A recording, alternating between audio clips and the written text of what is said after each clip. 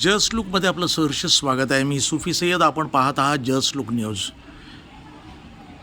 विजेचा हा लपंडाव, जोरदार विजा चमकत आहेत आणि सद्यस्थितीमध्ये दिनांक 31 मेला पावसाचं आगमन झालं आणि आज 1 जून अर्थार्थी ज्या पद्धतीनं लोकांनी भाकीतं केलेली होती की जोरात पावसाचं आगमन होणार आहे, त्या पद्धतीनंच दिनांक 31 मेला पावसाचं आगमन झालं.